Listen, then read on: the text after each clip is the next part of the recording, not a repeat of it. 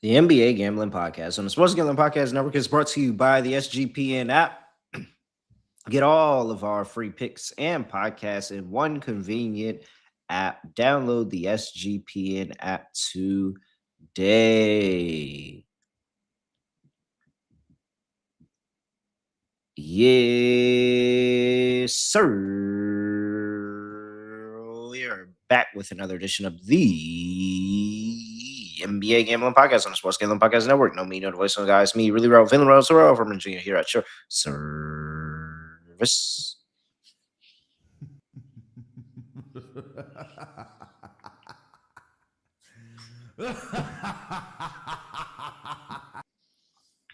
All right. Here we are. I mean, it should be really quick. We only have one game because some people handle business, really early. Don't even worry about, the excess number of games being played. Like some people handle business pretty early and just be like, sit, we're done. We're out here, going home, relaxing, chilling out, hanging out. Bing bang. Scott Studio Reichel. Scott, what's going on? Scotty, beat me up. Surprise. Yeah, once again, we're one game short because the Sixers won a series and stopped playing basketball afterwards. But they got smacked in almost every game of that series.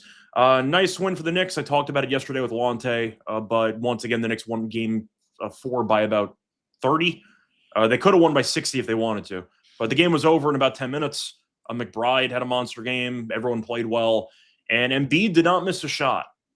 And they still lost by 30, which I think is hilarious. But either way, yeah, we'll see what happens. Morey's probably getting fired. We'll see if Nurse comes back or if he quits on the team. Who knows? Philly's screwed. But as for the Knicks, they got a week off. And we'll see if OG can play game 1. So it's the perfect scenario for the Knicks. They won both games without OG on the road, and now they got a week off. So good for them. We'll see if they play Detroit or Cleveland. Remains to be seen, but good for the Knicks. For sure, they're losing game 1 in Eastern Conference Finals. Just for the layoff? Yeah, 100%. This is where we said I thought that they would be. I thought it would be against Boston at one of these points along the road, but I thought that this would be the point where, okay, they're at the Eastern Conference Finals, but now you have to actually get to the finals. This is the series that matters. We've done this before. We've done this part before. This, boom, done. Gotta play good in the Eastern Conference Finals. And Cat's got to stop fouling. But to give them. All right. We're not talking about them, though, because they're off for the next week. What we are talking about. Well. Mr. Outlaw. Mr. Meta World Peace. I was going to say cheap shot artist, but I don't know how to say that in French. Bush elbow? League. Bush elbow? League. Yeah. Bush League play. What Bush League play? Bush League. Very Bush League of him. I mean that. Oh, he cocked it back. He stared directly at him. And then he did. Yeah, he stared directly at him, and then he just decided to rock him. Yeah. If that was Draymond, no way he's playing Game 5. I know Draymond would be in jail for battery charges. Either him or either Draymond or even Dylan Brooks. They wouldn't be able to play for the rest of the series. But Wemby, that was kind of the story of Game 4, wasn't it? Because he decided, you know what? They keep fouling me. I like how someone made a compilation, and it looked like Wemby flopping about half the compilation. But either way, it's like, they're fouling me all series, so I got to take care of business. No, you don't. You just punted away Game 4. Like, what are you talking about? I didn't understand that argument where it's like, well, if nobody's going to step up to protect Wemby, he's got to protect himself. I'm like, you're right, because showing the Timberwolves that you mean business by getting yourself ejected from a playoff game to help Minnesota even up the series, that's really going to stop Minnesota from, fouling you moving forward. That's going to encourage them to foul you more because you just show that they can get to you mentally. And once again, you helped punt away a series of lead that you had. So, yeah, Wemby getting ejected was pure stupidity. People defending it, I think, are also, once again, not exactly using their brains. Minnesota did what they... He tried to get him, Scott. Like, he really tried to take his head off, Scott. Naz Reid, once again, had himself a big adventure in game 4. He got hit in the face and he rolled his ankle in the late stages of the game. But I don't understand the argument, how it's like, oh, no, but now they're going to police Wemby with more security. No, they're not. He just elbowed somebody directly in the face. Like, what are you talking about? Yeah, Wemby's going to stand up for himself. Great. You just punted away a playoff game. How is that supposed to get Minnesota to stop fouling you? You just proved that Minnesota has been frustrating you all series by being physical. They're going to be even more physical in games 5 and 6. Am I missing something? I'm just still on the fact that, like, he really tried to take the man head off. Like, yeah, like, dog, it's so many other people that is a suspension. Yeah, 100%. Like, it's crazy. I mean, no, am I calling for him to be suspended? No, but I'm just saying, like, if they had suspended him, I would have been like, oh, well, I mean, you did try to take the man's head off. Like, I don't know, bro. It's so funny. It's just really funny. But also, Draymond would have been thrown under the jail. Correct. But look, I'll put it this way. As soon as it happened, I tweeted out that he's not getting suspended for game 5. No, he's not. If they would have won game 4, you might have had an argument. But since they lost game 4, I think... Yeah, that's what you get. That's your punishment. Yeah. Your punishment is... I thought there'd be a fine attached to it. I didn't think he'd get no fine at all. But either way, once again, Wemby showed... Oh, he didn't get a fine? He didn't get a fine. No, he got no additional discipline. I thought he was going to get like 10, 20,000. No. Give or take. What? No. Oh, no. People have received fines for less. Correct. I see Trey asking if Wemby not being a dirty player contributed 100%. I mean, the fact that Wemby's never had a suspension. First-time offender. First-time offender. That first-time offender, that help you out. It do. It truly does. You can argue he should have been suspended for game 5 because, once again, he tried to kill somebody on a basketball court, but I thought he was not going to get suspended, and we're back to where we are. Who's somebody that's an offender, but not as bad as Draymond, that probably would have caught a suspension? Grayson Allen would have 100% caught a suspension. Mm-hmm. He would have caught a suspension. Dort would have gotten a suspension. Oh, yeah. Dort would have caught one, too. It's some people that would have caught a suspension that don't got to be the dirtiest player, but first-time offenders, they take care of y'all. Mm-hmm. Yeah. But either way, once again, Minnesota won the series. Spurs played well without Wemby, though, until they fell apart there in the fourth quarter. But, yeah, Cornette played some good minutes. Fox was atrocious down the stretch. Dylan Harper, really, really good at basketball. He's going to be good for a long time. And besides that, Ant helped carry because Ant had a monster scoring game. So, yeah, we're tied 2-2. I'm telling you, man. Also, that goes into that because I still stamp that the Spurs are a good team without Wemby as well. Mm-hmm. Minnesota knows how to win some playoff games, man, especially at home. And that's where ultimately I kind of feel like I see where this series is about to go.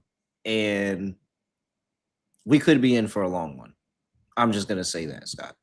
I think this goes the distance. And then game 7, who knows what can happen. And then and we've seen Minnesota go on the road in game 7s and win.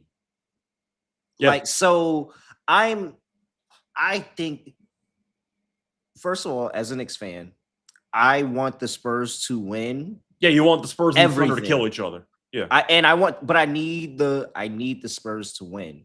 If this Spurs Knicks in the finals, I think that is the only combination that I can say, the Knicks can actually, I don't know, I think you could beat Minnesota. Their experience, I think you could beat Minnesota in a series. I don't know. I think Ant is going to turn into something possessed if he's in a finals against the Knicks. Could be, but then again, you got playoff Julius Randle in a finals, which is kind of what you want. So that, yeah, I mean, yeah. It's a trade-off there. I am desperately terrified of Ant in a finals, honestly. But because again, Minnesota just wins playoff games. But I do get what you're saying. But OKC is I don't trust Minnesota to beat OKC. In preseason, I picked OKC versus Knicks in the finals, with OKC winning in probably 5 or 6. And nothing has changed about my opinion the entire time. So we'll see what happens. OKC right now is too good. But San Antonio, we saw in the regular season. Like, they can definitely frustrate OKC. Who knows? They win. Yeah. They you got a chance. I feel good. But other than that, if it's OKC on the other side, it's no shot. I think if it's any team besides OKC, you feel great because of the alternative that, once again, was OKC smacking your team. So you'll take whatever you can get. I would be so shocked if Minnesota beat OKC, dude. I don't think they have much of a chance. So shocked. Like, that would be, dude. That would I'll give them a game. I'd go OKC in 5. OKC Spurs might go 7. Like, that could be a serious war, but we'll see what happens. As a Knicks fan, once again, though, you get to just watch basketball for a week straight with, like, no stress at all. You get to watch the Liberty against the Fire tomorrow. And then prepare myself for what ultimately happens is the Knicks are going to lose game 1, regardless of who. But it's where you want it to be, though. You know, pre-season, you wanted this opportunity with extra rest. So you're right. We'll see what happens. You're right. All right. Hey, by the way, Preakness is this week. Make sure you go check out the Preakness preview on the Sports Gambling Podcast. Claim your free $25 Preakness bet plus a $200 deposit match for new members at nyrabets.com/SGPN25. That's nyrabets.com/SGPN25. We're also brought to you by Brocco Sportsbook and Casino. Tons of great ways to get in on the action with Brocco. They have you covered for all the major sports, offering over 100,000 sports markets a month. Brocco's available in a ton of states. Wednesdays are for blackjack.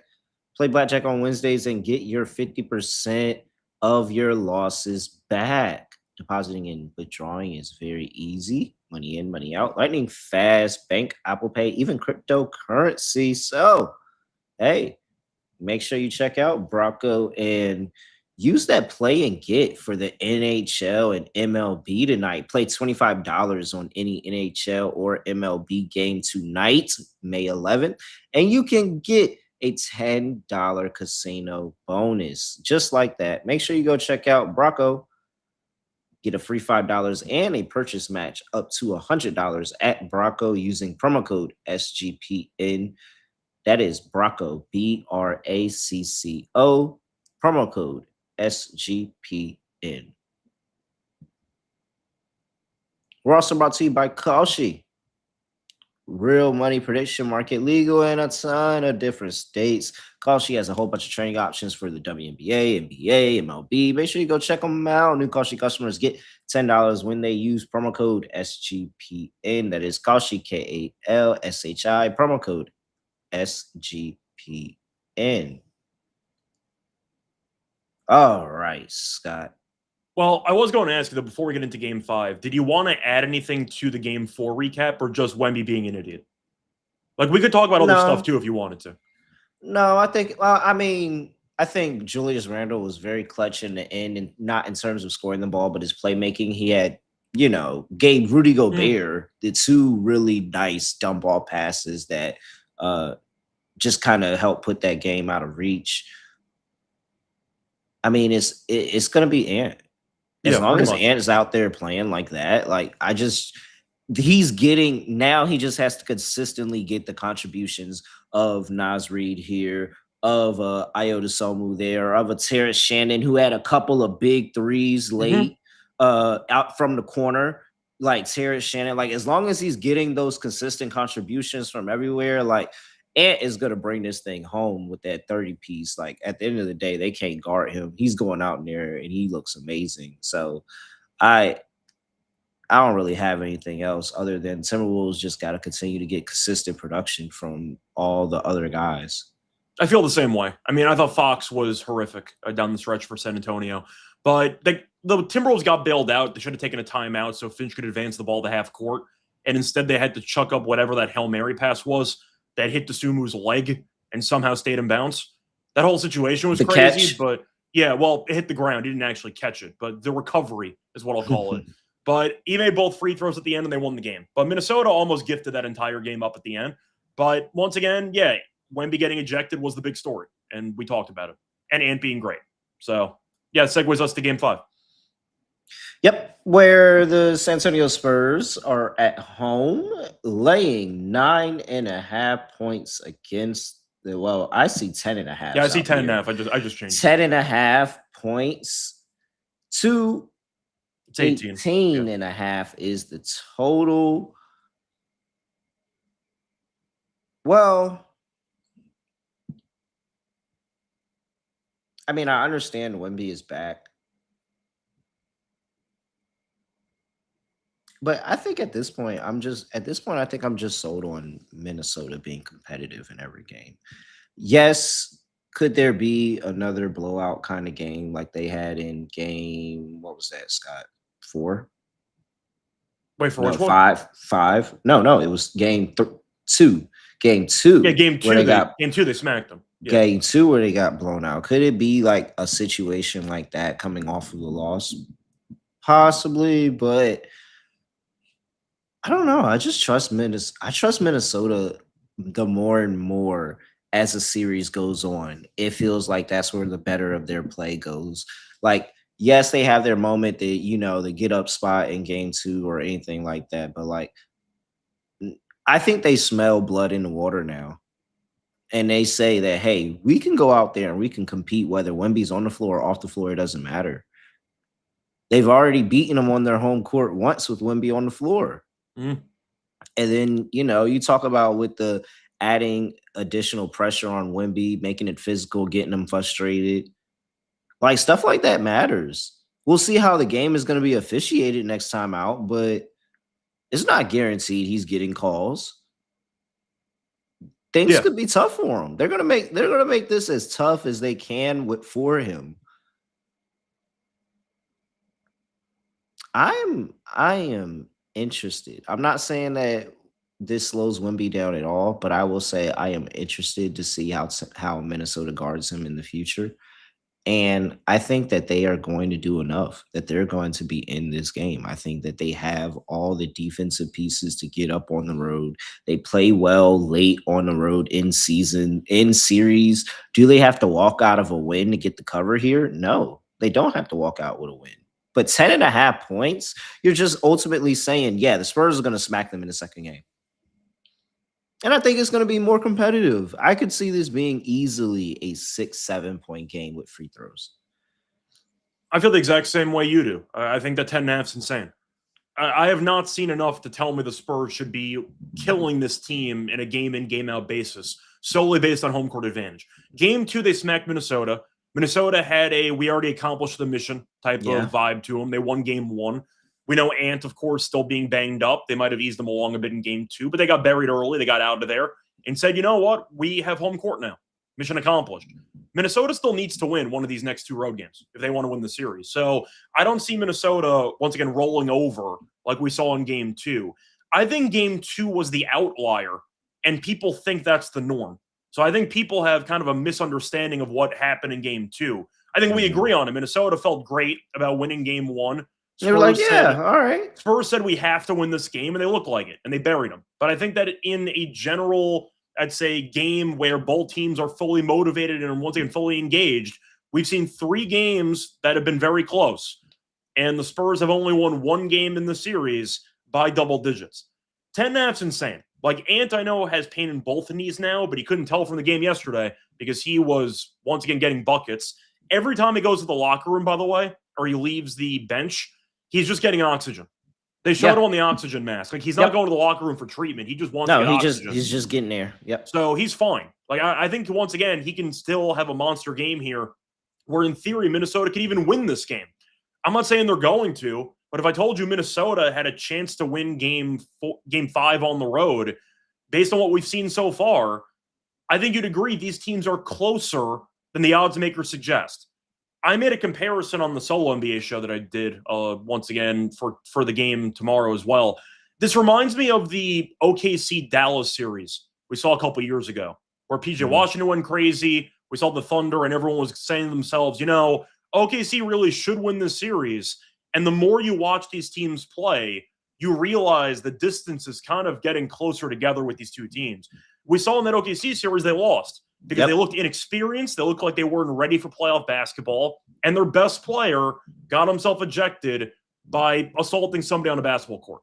So I don't think San Antonio has looked mature enough to warrant laying these massive numbers. Whereas we said before, Minnesota has gone into hostile environments, including San Antonio in game 1, and even won outright. I think 10.5 is insane. Even if you think the Spurs win this game, I don't see the Timberwolves getting routed. We saw Wemby have a monster 39-point game on the road, and they still didn't cover this number. So you need Wemby to have a crazy game, Fox to be good at the same time, and Ant to probably be terrible for you to blow this team out. I don't see that happening. I think Minnesota can once again maybe even win this game, but I'll take the 10.5. 10.5 is crazy. I think the Spurs, they need Fox to play efficiently and well along with Wemby, and I just haven't seen that enough from Fox so far in the series. I'll go with you on Minnesota. I think 10.5 is insane. I would put this at like 7.5, like 6.5. 10.5 is disrespectful. Do people not think Minnesota can't win this series? Based on the pricing, Spurs are like minus 500. I don't think we're watching. I think that's wild, and I just want to go ahead and officially say I'm getting money down on Minnesota to win the series. They can pull because I am going to celebrate one way or another.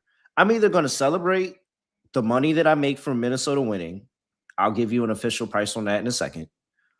Or I'm going to celebrate the Spurs getting past Minnesota onto the next round because they're the best bet to take out OKC. Yeah. Because I'm almost 100% positive Minnesota is 100% losing to OKC.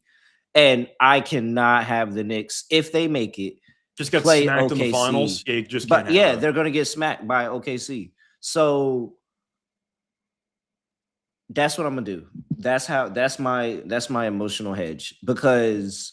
And I would love for Ant to win and play in another Western Conference Finals. And then it would also just,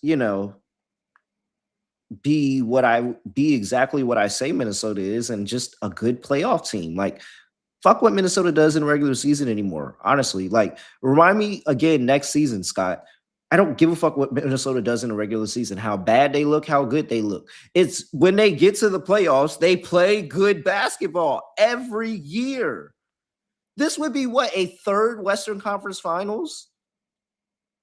Yeah, in a row.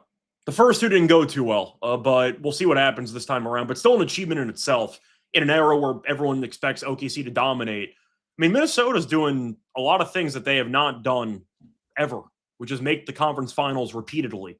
So, yeah, good for Minnesota, but they've proven over the years, I agree with you, you can't bet them in the regular season because they mess around.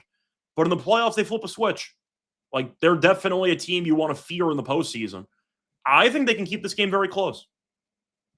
Minnesota plus 320 to win the series. So what are the Spurs? They're like 420, 480?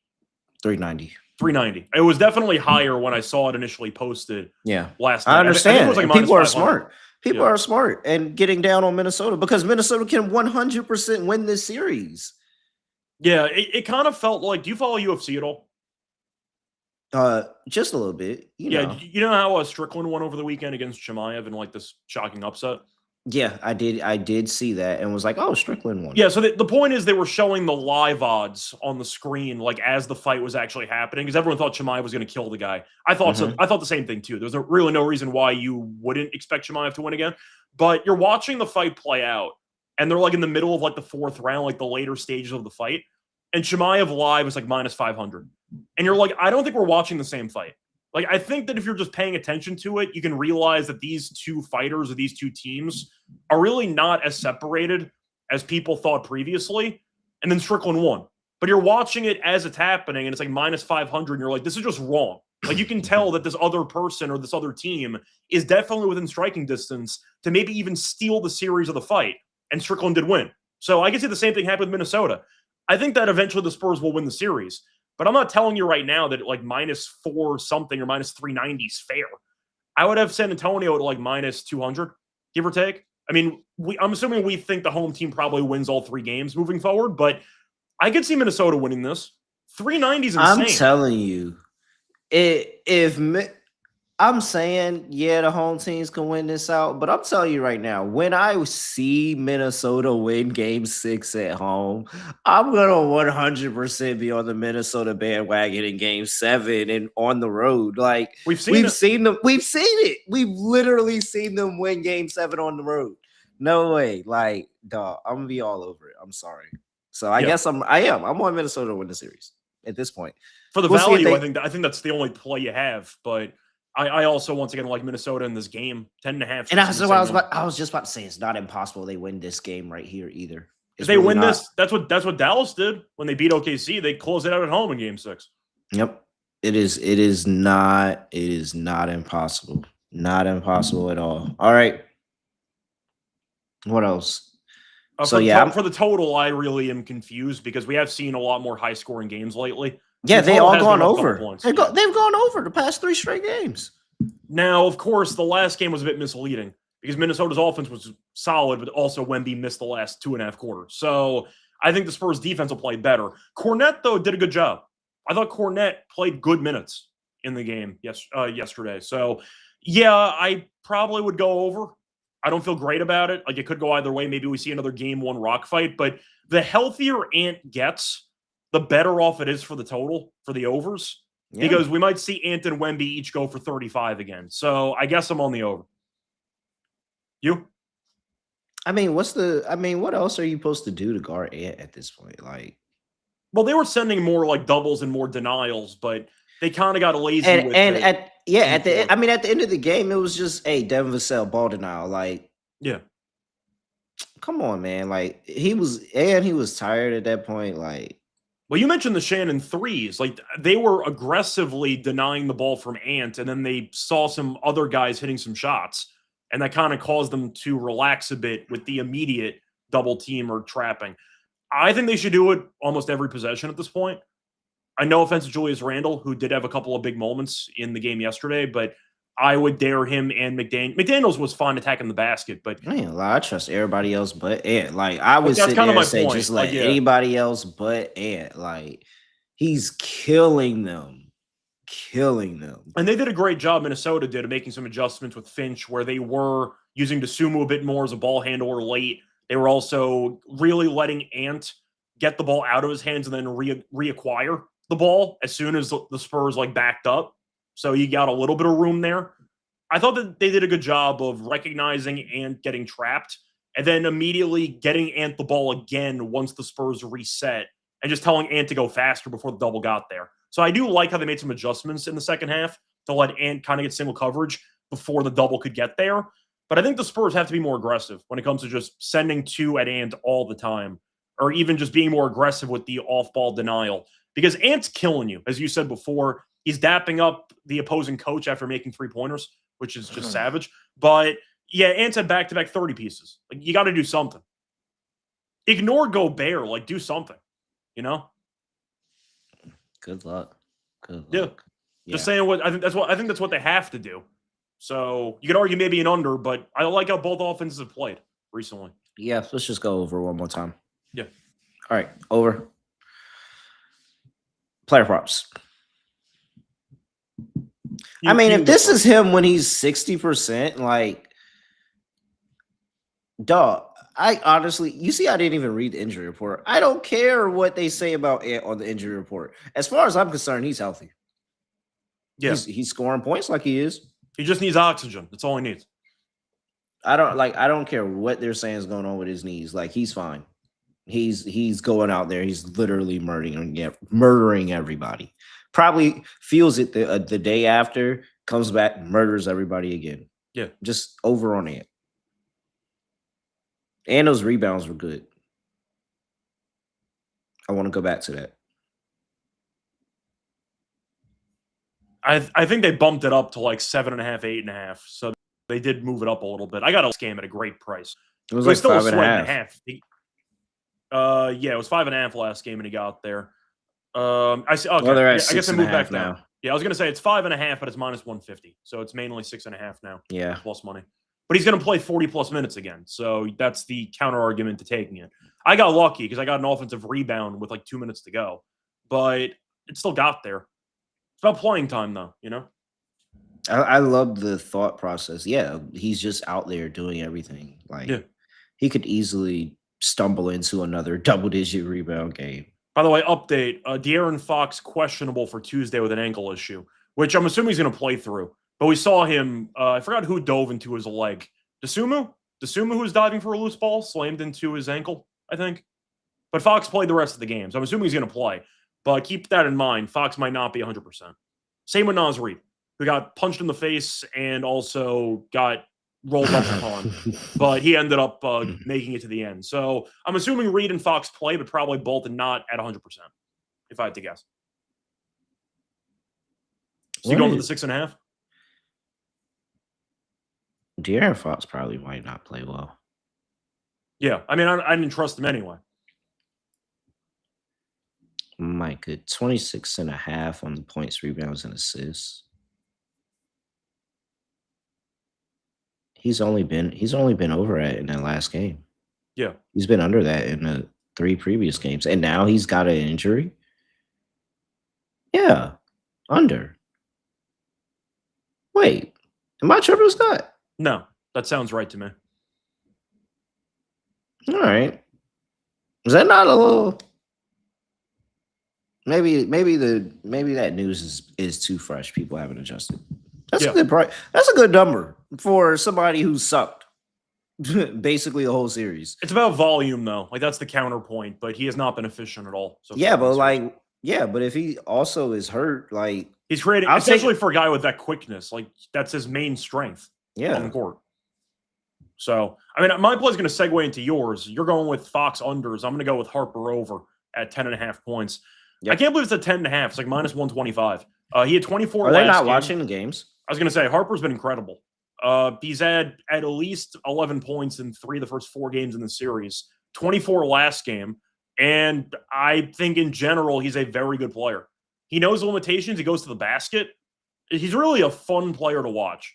I think he's going to be really good in the future, but he's already good now. So like, it's not like it's one of those 20-point games where it's like, oh, they just kept giving him the ball and he was hitting like a open 3, or he's like cutting to the basket and he's just moving around well. Like, no, he's actually going out there and getting buckets. He's taking you off the dribble and he's finishing with a crazy layup package for a rookie. But no, Harper can play. So I like the over 10.5. Yeah, 10.5 is way too short. And what if De'Aaron Fox plays less minutes? Yeah, or if he just doesn't play that well. So I like it too. All right. I don't mind the Fox under, Harper over. Well, Scott, let's transition this into underdog. Okay. Let's make an underdog lineup. I think we've already talked ourselves into a few plays, actually. Yep.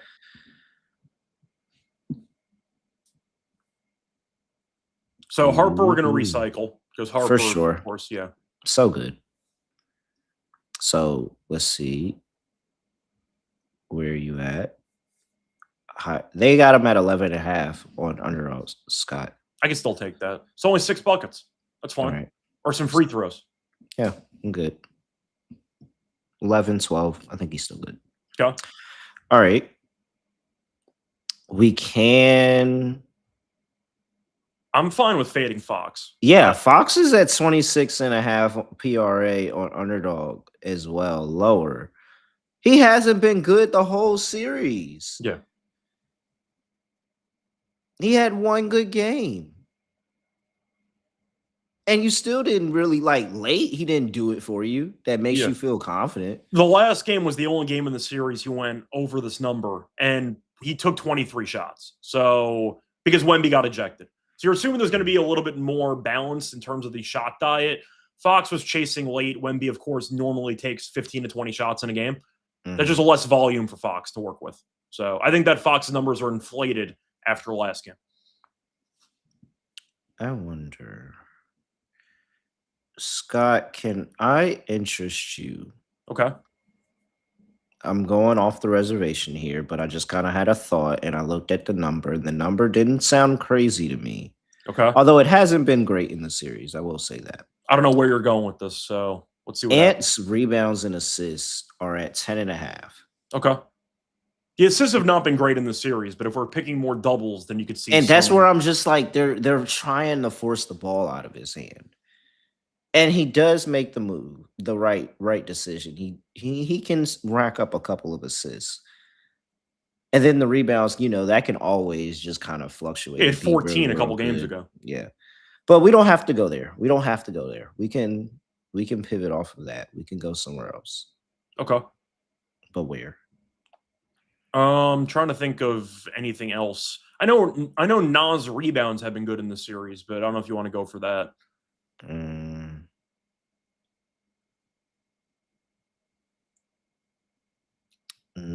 not loving the rebound. I have liked Champagne throughout the series. He was terrible last game, but he plays minutes. That counts. Or we can go Vassell. Vassell stays on the court with the defense. Yeah, I can get behind that. What's his number at? 12.5. That's pretty low for a guy playing a lot of minutes. Yeah, we can go with the higher on that. He has had at least 13 in 3 of the first 4 games of the series. All right. I'm always gonna wait. Do we all play one? Oh crap! No, these are all Spurs. Can we still play this? No, we can't play this. We can't play all Spurs. We have to have Oh, really? Minnesota. Yeah, you can't play all Spurs. Okay, so then we'll take out Vassell, and we'll look for. Trying to think of what's even available. I don't even think about the fact. I mean, do you want to just do and points and just pick him to go for 30 again? They're at 26.5. Like, this is crazy. I'm completely fine with just running back and. Okay. Easy enough. It's either that or Gobert lower points. Like, that's kind of our choices. No, I like it. Okay. All right. Anthony Edwards, higher, 26.5 points. De'Aaron Fox, lower, 26.5 points, rebounds, and assists. And Dylan Harper, higher, 11.5 points. Add that all in Underdog, shake it up, and you're going to get 5.94x.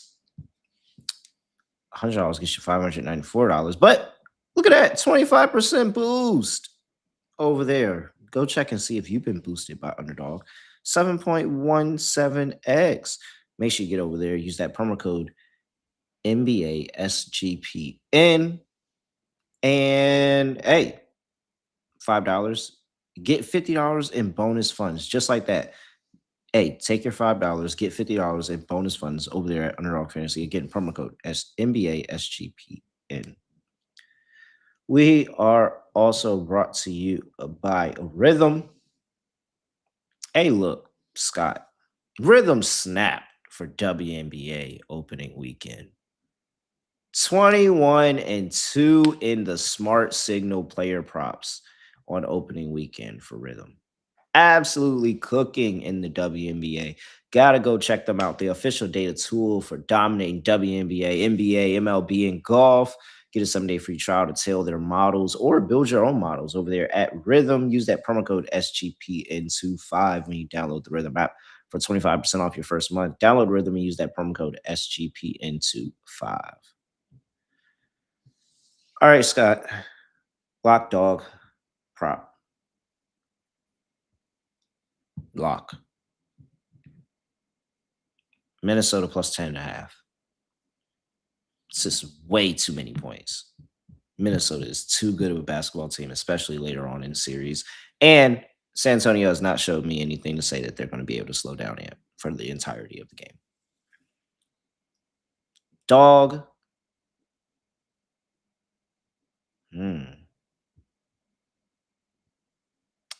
Some form of Minnesota money line is very tempting.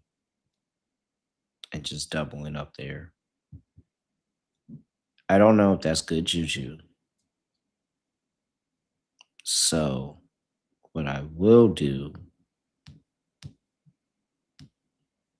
Dylan Harper, 15 plus points at plus 235. Okay. Prop.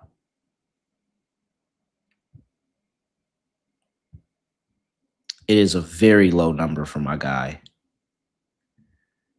Oh, well, this number isn't as low. Huh. Let me see if let me shop my lines. Let me see if I can get a better line on Vassell. Devin Vassell, I can get the best price for his points at 12.5. Yep. So I will take Devin Vassell 12.5 points from my prop. All right. For the lock, same thing as you. Give me Minnesota plus 10.5. I think that number is way too high. I think that they've proven they can hang in there with this team. So I do think it's going to be close either way. But do I still think that's my lock? Like, I feel good about that.